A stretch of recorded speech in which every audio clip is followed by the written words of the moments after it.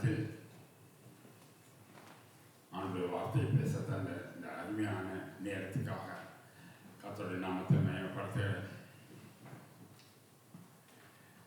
இன்றைய தினத்தில் யார் வெளிச்சத்தின் பிள்ளைகள் என்பதை பற்றி வார்த்தை கூடாக சில நிமிஷங்கள் நாம் ஆராய்ந்து பார்ப்போம். For the light of people. Hallelujah. கண்களை மூடி நாம் ஜெபம் செய்வோம். இரக்கமுள்ள அன்பின் தகப்பனே, இந்த வேளைக்காக ஸ்தோத்திரம். ஆண்டவரே, இந்த கிருபை இரக்கங்கள் எங்களோடு கூட இருக்கிறதுக்காக நன்றி. இப்பொழுதும் ஆண்டவரே, உமது வார்த்தையை பேச தந்த நேரத்துக்காக நன்றி. ஆண்டவரே, உமது வார்த்தை இருபுறம் கருப்புள்ள பட்டயம் ஊனையும் கனவையும் பிரிக்கிறது போல எங்கள் இதயத்தின் யோசனைகளை வகை அறுக்கும் என்று வார்த்தை சொல்றபடி ஆண்டவரே, வார்த்தை எங்களோடு பேசட்டும். அதன்படி நாங்கள் நடக்க எங்களுக்கு உதவி செய்யும். உமது நாம் மட்டும் மகிமைப்படுவதா இயேசு கிறிஸ்து இனிய நாமத்தை ஜெபிக்கிறேன் எங்கள் நல்ல தகப்பனே. ஆமென்.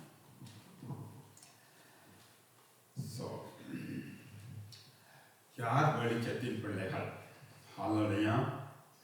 So keep your light to be brightened in you. அதாவது உங்கள் வெளிச்சம் உங்களுக்குள் பிரகாசிக்க வேண்டும்.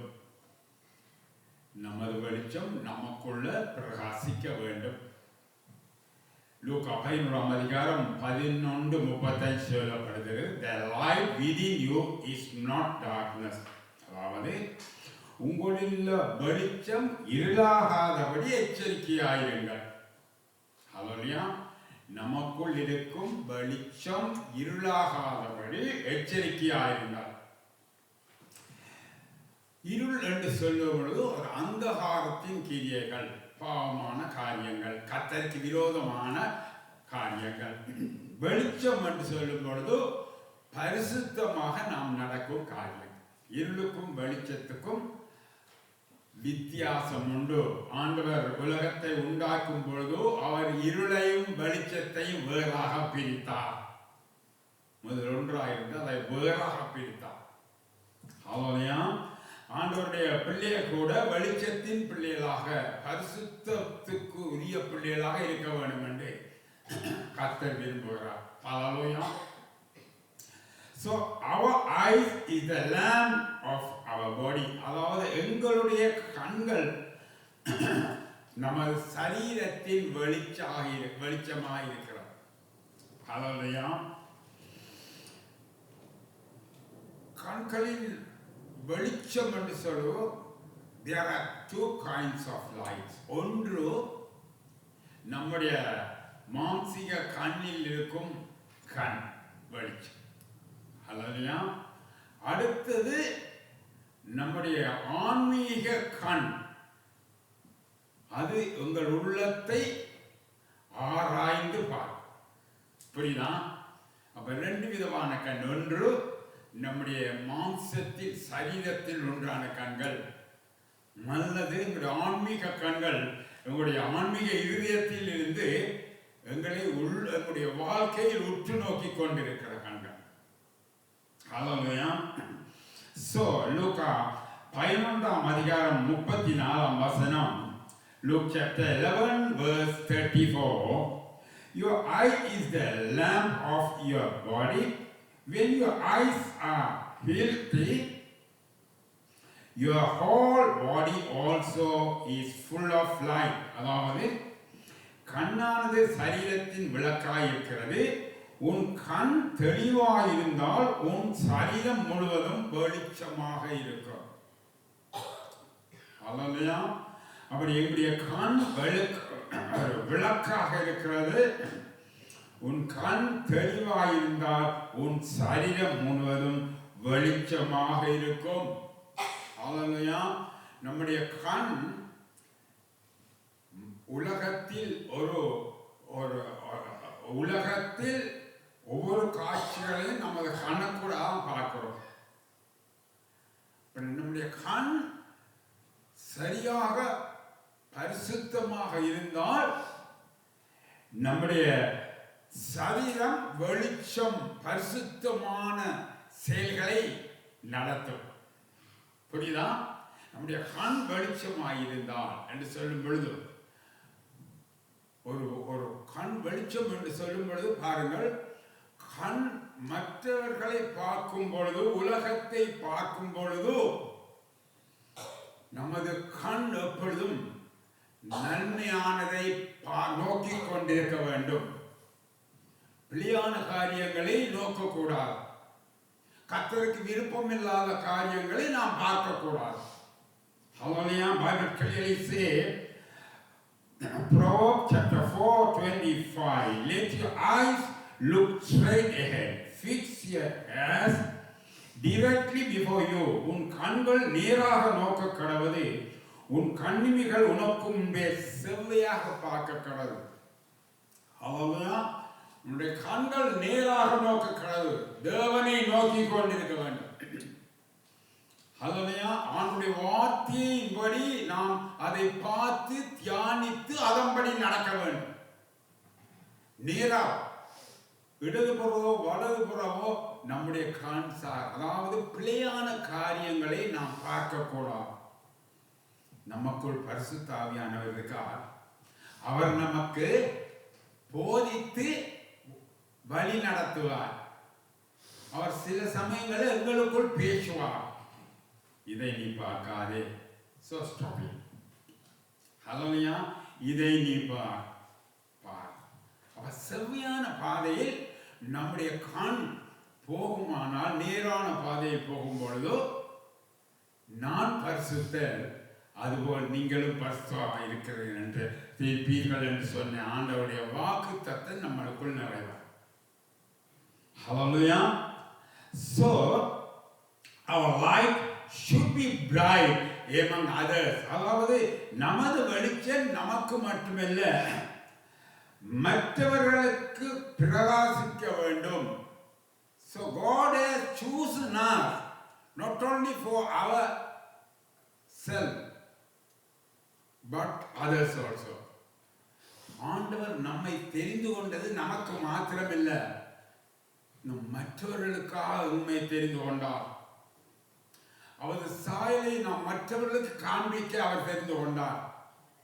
ஹல்லேலூயா. ஆனபடினால் லூக்கா 11:33 Luke chapter 11:33, no one lights a lamp and puts it a place where it will be hidden or under the bowl. Instead they put it on its stand so that those who come in may see the light. ஒருவனும் விளக்கை கொளுத்தி மறைவிடத்திலாவது மரக்காலின் கீழாவது வைக்காமல் உள்ளே வருகிறவர்கள் வெளிச்சம் காணும்படி அதை விளக்கு தண்டின் மேல் வைப்பார்கள். ஹல்லேலூயா. இதுல மரக்கால் சொல்லும்போது சிலருக்கு புரியறதில்ல. மரக்கால் என்றால் உங்களுக்கு தெரியும், இப்ப இருக்கோ தெரியல, இந்த வயல்வெளியிலே அந்த நெல்லுகளை அளந்து கொட்டும் ஒரு பெரிய பாத்திரம் மரக்கால். அப்ப வார்த்தை என்ன சொல்றது, விளக்கை நீ அந்த மரக்காலுக்குள்ள கவிட்டு மூடி வையாது. மூடி வைத்தா அந்த அறையெல்லாம் வெளிச்சம் தெரியாது. அதை விளக்கு தண்டின் மேல், விளக்கு அந்த ஸ்டாண்டின் மேல் வைக்கும் பொழுதோ அது எல்லா இடத்திலும் வெளிச்சம் தரும். புரியுதா உங்களுக்கு நான் சொல்றது? அப்ப மரக்கால் என்று சொல்லும் பொழுது ஒரு பெரிய ஒரு நெல்லுகளை அளக்கும். அந்த நாள் இப்ப எனக்கு தெரியல இருக்காண்டு, அந்த நாள் எனக்கு பெரிய இது. அதுதான் நெல்லுகளை அளந்து அந்த சாக்குக்குள் போடுவார்கள். அது வயல்வெளியில் இருக்கும், எல்லா கமக்காருடைய வீட்டிலும் இருக்கும். ஆண்டவர் சொல்றாங்க, வெளிச்சத்தை அந்த மரக்கால மூடி வச்சிருந்தா அந்த அறையெல்லாம் இருளா இருக்கும். புரியுதா உங்களுக்கு? ஆனால் அதை விளக்கு தண்டி மேல் ஸ்டாண்டில் வைத்தால் அது அறை முத்தாக பிரகாசிக்கும். அதே போல உன் வெளிச்சம் எப்பொழுதும் விளக்கை கொளுத்தி வைக்கும் பொழுதோ அதை ஒரு ஸ்டாண்ட் வைக்கணும். அப்பொழுது அது அறை உள்ள எல்லாவற்றிற்கும் வெளிச்சம் கொடுக்கும். இந்த வார்த்தை நமக்கு என்னத்தை நமக்கு சொல்லுவது என்றால், நாம் நமக்கு மாத்திரமல்ல, நமது வெளிச்சம், நமது பரிசுத்த ஜீவியம் கர்த்தருடைய பரிசுத்தத்தை மற்றவர்களுக்கு காண்பிக்கும் ஒரு ஜீவியமாக இருக்க வேண்டும். ஹல்லேலூயா. எல்லா இடங்கள் போய் வேலை செய்கிற இடமெல்லாம் உடைய வெளிச்சம் மற்றவர்களுக்கு பிரகாசிக்கணும். ஆமா இல்லையா? ஒரு கேண்டில் நமக்கு தச்சலாம், அந்த லைட்லாம் ஆஃப் பண்ணால் என்ன செய்வோம்? கேண்டில் தானே. இப்போதான் இருக்கு பெரிய அந்த லைட்டெல்லாம் வச்சிருக்காங்க. அப்போ முதல் கேண்டில் தானே. கேண்டிலை நாங்கள் கொளுத்தி வைப்போம். ஹல்லேலூயா. அப்போ வெளிச்சம் தரும். அதே போல நமக்குள் இருக்கும் வெளிச்சம் நமக்கு மட்டுமல்ல, நம்முடைய குடும்பத்து அங்கத்தவர்கள், நம்ம இனசனத்தார், உற்றார் உறவினர், மற்றவர்களுக்கு முன்பு நமது வெளிச்சம் பிரகாசிக்க வேண்டும். ஹல்லேலூயா. சோ உங்களுக்கு தெரியும், மலையின் மேல் வெளிச்சம் மறைந்திருக்க மாட்டார். இப்போ நீங்கள் இந்தியாவில் பார்த்தீங்க, ஊட்டி அந்த பகுதியில் ஒவ்வொரு வீடுகள்லையும் அந்த வெளிச்சம் இருக்கும் பொழுது அந்த பாதையால் நாம் கார் போகக்குள்ள பார்க்கல ஒரு லண்டன் கொழுன்னு ஒரு ஸ்டாண்ட் மாதிரி காணிச்சிங்களா? எல்லா இடங்கள்லையும் இந்த மலைநாட்டு பிரதேசங்களில் அந்த வீடுகளோட வெளிச்சம் அழகாக இருக்கும். நீங்கள் ஊட்டிக்கு போயிருப்பீங்க, அப்போ நல்லா தெரியும். மலைநாட்டு பகுதியில் அழகாயிருக்கு. அதான் ஆண்டவர் சொன்னாரு, மலையின் மேல் வெளிச்சம் மறைந்திருக்க மாட்டார். இயேசு கிறிஸ்துடைய போதனையில எல்லாம் ஜனங்கள் ஜீவிக்கும் ஜீவியத்துக்குள் தான் அவருடைய போதனை எல்லாம். அந்த நாளிலே ஆடுகள் மாடுகள் மந்தைகளை மேய்த்தார்கள். அப்ப நான் உங்களுக்கு நல்ல மேய்ப்பேன் என்று சொன்னார். அப்ப அந்த ஜனங்களுக்கு புரியக்கூடியதாக இருந்தது. வயல்களையே சொன்னார், தோட்டங்களை சொன்னார், திராட்சை தோட்டங்களை சொன்னார். அது ஏனென்றால் எளிய பாமர ஜனங்கள் கூட புரிந்து கொள்ளக்கூடியதாக இருக்கிறது. ஹல்லேலூயா. அதேபடித்தான் நமது வாழ்க்கையிலும் மற்றவர்கள் புரிந்து கொள்ளக்கூடியதாக நம்முடைய வெளிச்சம் மற்றவர்களுக்குள் பிரகாசமாக இருக்க வேண்டும். ஹல்லேலூயா. So God has chosen you, hallelujah, to show the light of God among other people. Hallelujah. மற்றொரு முன் காண்பிக்க வேண்டும். Hallelujah. So we have also spiritual eyes in our mind. நம்முடைய மனதின் ஆவிக்குரிய கண்கள் உண்டு. நான் ஏற்கனவே சொன்னது போல நம்முடைய மனதில் ஆவிக்குரிய கண்கள் உண்டு. Spiritual eyes. Hallelujah. So Luke chapter 11:35 and 36 say, the light within in you is not darkness. Therefore, if your whole body is full of light and no part of it dark, it will be just as full of light as when a lamp shines its lights on you. உன்னுள்ள வெளிச்சம் இருளாகாதபடி எச்சரிக்கையாயிரே. உன் சரீரம் ஒரு புறத்திலும் இருளடையாமல் முழுவதும் வெளிச்சமாயிருந்தால், ஒரு விளக்கு தன் பிரகாசத்தினாலே உனக்கு வெளிச்சம் கொடுக்கிறது போல உன் சரீரம் முழுவதும் வெளிச்சமாயிருக்கும். நான் உங்களுக்கு ஏற்கனவே சொன்னேன், நம்முடைய ஸ்பிரிச்சுவல் ஐஸ், நம்முடைய இருதயத்தின் கண்கள் நம்மளை ஆராய்ந்து பார்க்கும். நாம் செய்கிற பிழைகள், நாம் செய்கிற குற்றங்கள் நம்முடைய வீட்டில் இருக்கிறவர்களுக்கும் தெரியாது. ஆனால் நமக்கு தெரியுமா இல்லையா? நமக்கு தெரியும். அப்ப அது எப்படி என்றால், நம்முடைய இருதயத்தின் கண்களால் நம்முடைய ஜீவியத்தை நாம் பார்க்கணும், ஆராய்ந்து பார்க்கணும். ஹல்லேலூயா. சில காரியங்கள் பரிசுத்த ஆவியானவர் நமக்கு சொல்லுவார். அப்ப நாம உடனே புரிந்து கொண்டு அதிலிருந்து விடுதலையாகி வெளிச்சத்தின் பிள்ளைகளாக மாற வேண்டும். வெளிச்சம் என்றால் பரிசுத்தம். உங்களுக்கு அழகாக ஒரு குழந்தைக்கு சொல்கிறது போல உங்களுக்கு சொல்லி தருகிறேன். ஹல்லேலூயா. அப்ப வெளிச்சத்தின் பிள்ளையாக இருந்தால், ஒரு விளக்கு எப்படி ஒரு தண்டில் வைத்து வெளிச்சம் தருகிறது போல நம்முடைய இருதயத்தின் கண்கள் பிரகாசமாக இருந்தால் நம்முடைய உள்ளான ஜீவியம் வெளிச்சமாக இருக்கும், பரிசுத்தமாக இருக்கும். Hallelujah. So if our spiritual eyes bright, It will bring joy and good health for us. அதாவது நம்முடைய இருதயத்தின் ஆவிக்குரிய கண்கள் வெளிச்சமாயிருந்தால் அது நமக்கு சந்தோஷத்தையும் ஆரோக்கியத்தையும் தரும். ஹல்லேலூயா. நாம் பரிசுத்தமாயிருக்கும், கர்த்தருடைய வார்த்தையை கேட்டு நடக்கிறோம், கர்த்தரை துதிக்கிறோம், அப்ப நமக்கு சந்தோஷமா இல்லையா? நம்ம வேர்பிடிக்கப்பட்ட பிள்ளைகள் அல்லவா? அப்ப நமக்கு நம்முடைய ஆவிக்குரிய கண்கள் திறக்கப்பட்டு நாம் சரியாக நடக்கிறோம் என்று சொல்லும் பொழுது எங்களுக்குள்ள ஒரு சந்தோஷம் இருக்குமா இல்லையா? ஒரு மகிழ்ச்சி இருக்குமா இல்லையா? நம்மளுக்கு ஒரு திருப்தி. ஹல்லேலூயா. ஆனபடி அது மாற்றமில்லை, ஆரோக்கியமாக இருக்கும். நம்முடைய ஆவிக்குரிய கண்கள் திறக்கப்பட்டிருந்தால் நம்முடைய சரீரத்தை சரியான பாதையில் நாம் நடத்துவோம். சரீரத்தை சரியான பாதையில் நடத்துவோம் என்று சொல்லும் பொழுது ஒன்று சொல்லக்கூடாது, கடவுள் பார்த்துக் கொள்வார் என்றெல்லாம் சொல்லக்கூடாது. கர்த்தர் தானே நமக்கு சரீரம் தந்தார். சரீரம் கர்த்தருடைய தேவாலயம் என்று சொல்லுதா இல்லையா? அவன் தேவாலயம் பரிசுத்தமாக இருக்கணுமா இல்லையா? ஏன்? நமது ஆண்டவர் பரிசுத்தமானவர், அவர் பரிசுத்தமான தேவாலயத்தில் இருப்பார். அப்ப நம்முடைய சரீரம் பரிசுத்த தேவாலயம்.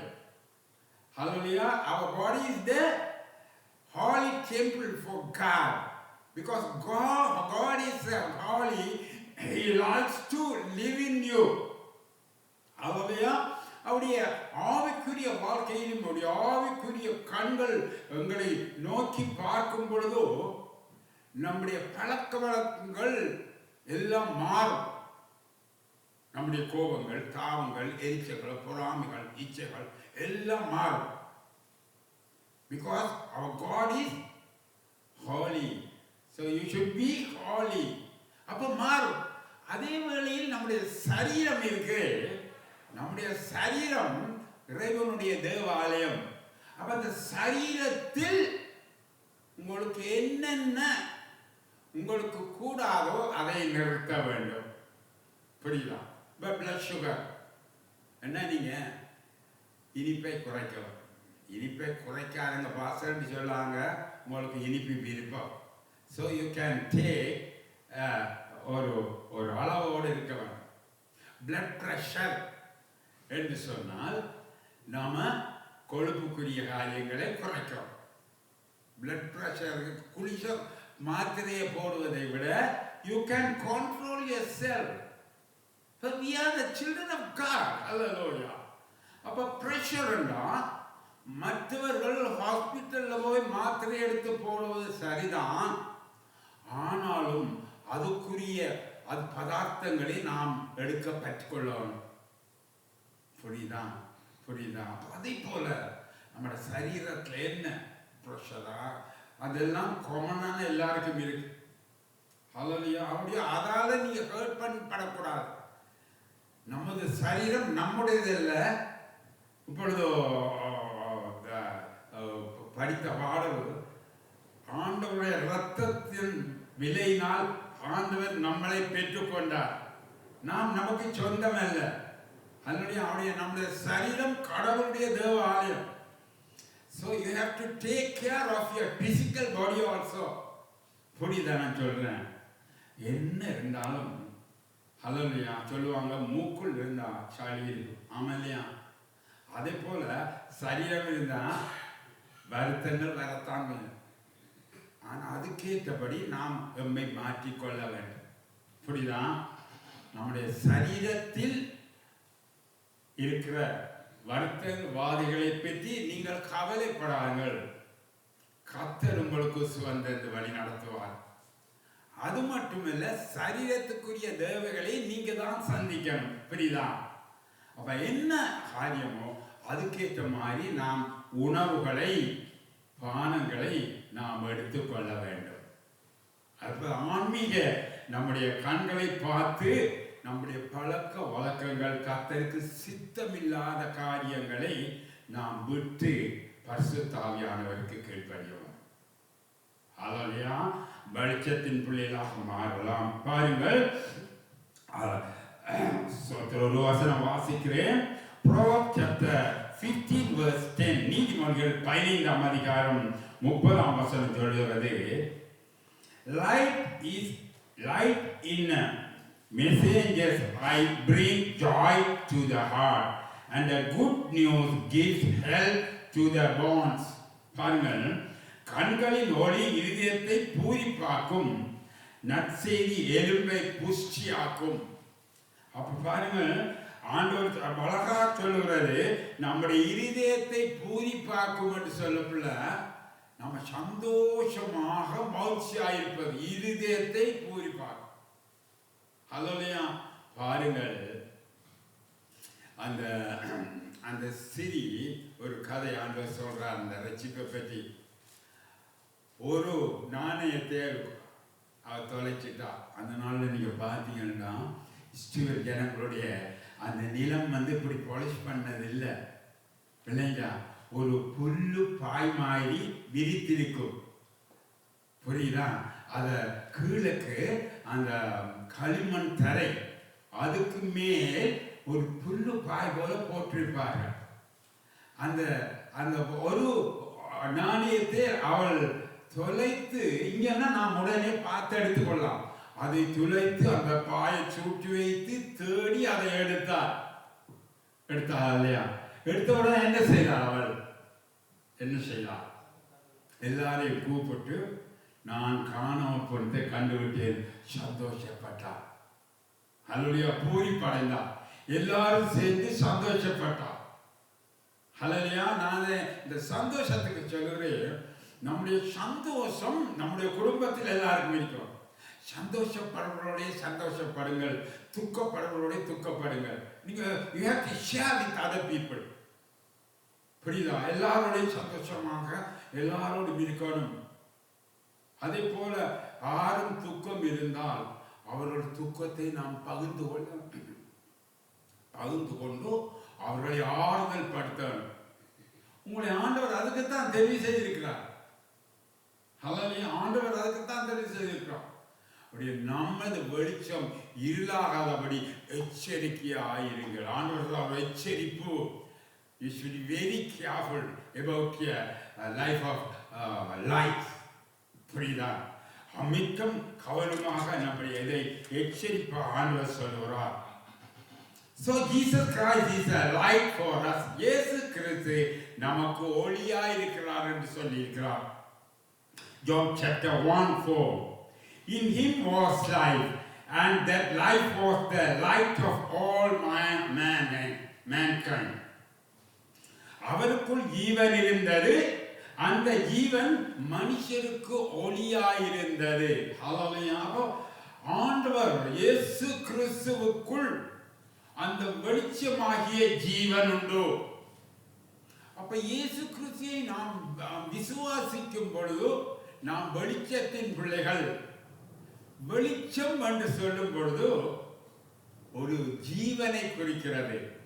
அல்லையா? நாம் வெளிச்சத்தின் பிள்ளைகளாக இருக்கும் பொழுது நாம் மரித்தவர்கள் அல்ல, நாம் ஜீவனுக்குள்ள, நம்முடைய ஆன்மா, நம்முடைய உள்ளான மனுஷன் ஜீவன் உள்ளதாக மாறுகிறது. நம்முடைய சரீரம் ஜீவன் உள்ளதாக மாறுகிறது. ஆண்டவர் வருகையின் போது நாம் எந்தவித கவலையும் இல்லை, நம்மை ஆண்டவர் பரலோகத்துக்கு எடுத்துக்கொள்வார். ஹல்லேலூயா. ஜீவ வாழ்க்கை, அதாவது ஒரு தடை இல்லாமல் ஜீவன் உள்ள வாழ்க்கை. அது இயேசு கிறிஸ்துவை விசுவாசிக்கும் பொழுது அவருக்குள் இருக்கும் அந்த ஜீவன் என்ற ஒளி எங்களுக்குள் வருகிறது.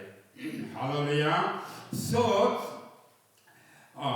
So word of God is the lamp of our feet. நாம் வாசிக்கிறோம், தேவனுடைய வார்த்தை கூட நமது பாதங்களுக்கு வெளிச்சமாயிருக்கிறது என்று சங்கீதக்காரன் 115:105 சொல்லப்படுகிறது. The word is the lamp of my feet, the light of my path. உம்முடைய வசனம் என் கால்களுக்கு தீபமும் என் பாதைக்கு வெளிச்சமாயிருக்கிறது. நம்முடைய பாதைக்கு வெளிச்சமாயிருக்க வேண்டும் என்றால் தேவனுடைய வார்த்தையை நாம் விசுவாசித்து நாம் வாசிக்கவும். நான் உங்களுக்கு ஒரே நான் சொல்லுகிறேன், You have to take the time and read the Bible and meditate the Bible and do everything according to the Bible. Hallelujah. வார்த்தையை வாசிச்சு அதை தியானிச்சு இரவும் பாலும் அதை தியானிக்கிற மனிதன் பாக்கியவான் என்று முதலாம் சங்கீதத்தில். அவன் செய்வது எல்லாம் வாய்க்கும். அவன் செய்வது எல்லாம் அது வாய்க்கும், அது தடைபடாது. ஹல்லேலூயா. அப்படியே நாம் வார்த்தையை நாம் வாசிக்கிறோம். நேரம் இல்லைன்னு சொல்ல நான் உங்களுக்கு சொன்ன அந்த காலத்துல ஒரு பைபிள் ஒரு வீட்டுல ஒன்றுதான் இருந்தது. நான் அடிக்கடி சொன்னேன், எங்களோட வீட்டுல 8 சகோதரங்கள், ஒரு பைபிள் எங்களோட பப்பாடுக்கு வாசிப்பார், நாங்கள் வாப்போம். பின்னர் இரவையில் வாத்தி நாங்கள் முழங்கால் படியிட்டு ஜெபிப்போம். ஹல்லேலூயா. மாறி மாறி எல்லாரும் ஜெபிப்போம். ஆனால் இப்பொழுது எல்லாருக்கும் பைபிள் உண்டு. நம்முடைய சர்ச்சிலே தேவையான பைபிள் நீங்க பெற்றுக்கொள்ளலாம். பாசோசியன் எடுத்து தருவார். அது யாருக்கும் கொடுக்கலாம் பைபிள். ஹல்லேலூயா. நான் எத்தனையோ பேருக்கு இந்திய ஜனங்களுக்கு பைபிள் கொடுத்திருக்கிறேன். நீங்க வாங்கி பாருங்கன்னு கொடுத்திருக்கேன். ஹல்லேலூயா.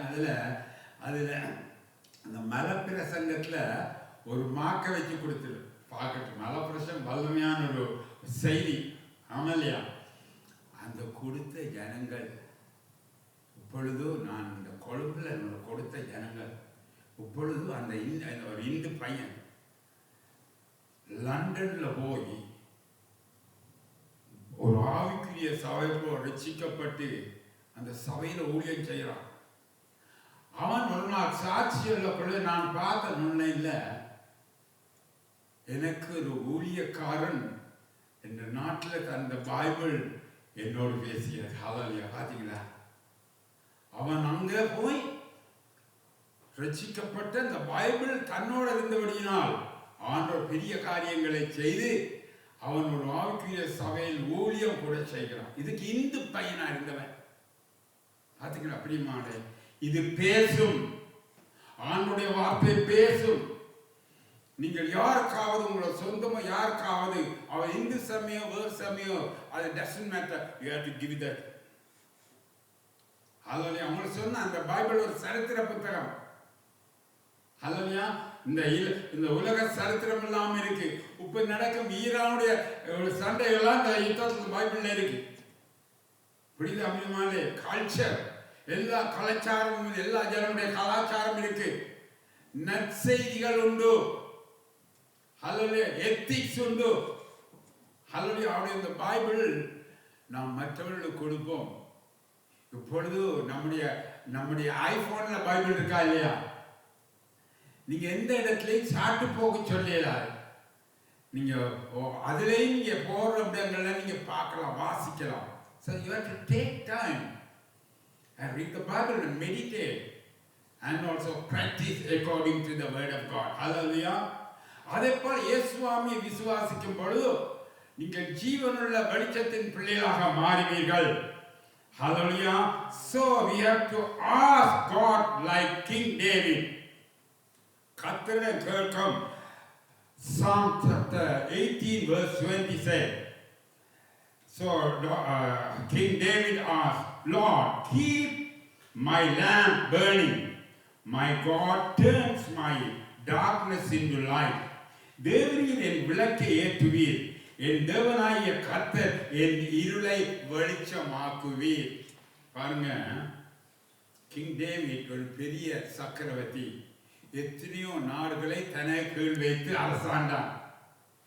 விளங்க, ஆடு மாடு கீழே மந்தியாய் மேய்த்தவனை கர்த்தர் தெரிந்து கொண்டார். ஆமல்லையா? பெரிய சக்கரவர்த்தி. நாளைக்கு அவனுக்கு நேரம் இல்லை, ஒன்றுக்கும் நேரம் இல்லை. பெரிய சக்கரவர்த்தி எல்லா நாட்டையும் தனக்கு கீழ் கொண்டு வந்தான். அப்படி இருந்தாலும் அவன் தேவாலயத்துக்கு போய் ஆண்டவரை துதிப்பதை விடவில்லை. அல்லையா? அவன் சொல்லுகிறான், தேவரீர் என் விளக்கை ஏற்றுவீர். என் தேவனாகிய கர்த்தர் இருளை வெளிச்சமாக்குவார். ஆண்டவரை கேட்கிறான், Lord, keep my lamp burning.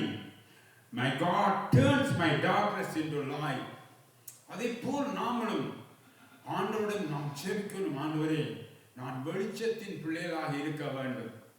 நம்ம உலகத்தின் பிள்ளைகளை போல இருந்து என்ன பிரயோசனம்? அவங்களும் நம்மளை போல வீடு வாங்கிக்காங்களா இல்லையா? வாங்கிக்காங்க இல்லையா? சிட்டிசன் இருக்கா இல்லையா? வேலை இருக்கா இல்லையா? பிள்ளைகளை பெற்றிருக்காங்களா இல்லையா? அப்போ what are the difference between you and other people? அப்போ உங்களுக்கும் அவர்களுக்கும் என்ன வித்தியாசம்? வித்தியாசம் இருக்கணுமா இல்லையா? வித்தியாசம் இருக்கணும். அப்ப உலகமும் எல்லாம் இருளுக்குள் இருக்கிறது. இருளின் அதிபதியாகிய சாத்தானான உலகத்தை ஆண்டு கொண்டிருக்கான். ஹல்லேலூயா. ஆனால் நாம் வெளிச்சத்தின் பிள்ளைகள். நமக்கு நேரம் இல்லை என்று சொல்லாதபடி தேவனுடன் நாம் ஜெபத்தில் அறிந்திருக்க வேண்டும். ஆண்டவரே, நாம் வெளிச்சத்தின் பிள்ளைகள். பரிசுத்தமாகிறவை இன்னும் பரிசுத்தமாகிறோம். நீதி செய்கிறவை இன்னும் நீதி செய்யட்டும். வெளிப்படுத்த 22:11 சொல்லணும். ஹல்லேலூயா. அப்ப நாம் பரிசுத்தமாகிறவங்க இன்னும் பரிசுத்தமாகிக் கொண்டிருக்கணும். நீதி என்றால் ஆண்டவருடைய வார்த்தை நீதிகளை நாம் மற்றவர்களுக்கு செய்யணும். அதே போல நேரமில்லை என்று சொல்லாமல் தாவீதை போல நாம் ஜெபிக்கணும், துதிக்கணும், ஆலயத்துக்கு வரணும். ஹல்லேலூயா. ஆலயம் எக்லீசியஸ், அதாவது பரிசுத்த ஜனங்கள் கூடும் ஒரு இடம். ஹல்லேலூயா. எல்லாரும் வந்து துதிக்கும் பொழுது கர்த்தருடைய பிரசன்னம் நம்ம இரட்டிப்பாக நம்மளை நிரப்பும். ஹல்லேலூயா. அவருடைய வீட்டில் நாம் குடும்பத்தோடு ஜெபிக்கணும். குடும்பத்தோடு நாம பைபிள் வாசிக்கணும். ஹல்லேலூயா. வீட்டு ஜெபம் இல்லாத வீடு கூரை இல்லாத வீட்டுக்கு சமம். நல்லா ஒரு பாதுகாப்பு இல்லை. அப்படி அதை நாம் செய்யணும். பைபிள் நல்லா வாய்ச்சி நாம் ஆண்டுடைய வார்த்தைக்கு கீழ்ப்படி நடக்குவது மட்டுமல்ல, நாம் ஜெபிக்கணும். கர்த்தர் நம்மை வெளிச்சத்தின் பிள்ளைகளாக ஆசீர்வதிப்பார். கண்களை மூடி ஜெபிப்போம். மகா இருக்குமுள்ள தகப்பன், இந்த வேலைக்காக ஸ்தோத்திரம். ஒரு வார்த்தையை பேச தந்த அருமையான நேரத்துக்காக ஸ்தோத்திரம். கேட்ட பிள்ளைகளை ஆசீர்வதிங்கள். அது மட்டுமல்லாது வார்த்தையை கீழ்ப்படிந்து நடக்க உதவி செய்யுங்கள். அதை சப்ஸ்கிரைப் பண்ண மற்றவர்களுக்கு ஷேர் பண்ண உதவி செய்யுங்கள். உமது நாமம் மட்டும் மகிமைப்படுவதாக இயேசுவின் இனிய நாமத்தில் ஜெபிக்கிறோம் நல்ல தகப்பனே. ஆமென்.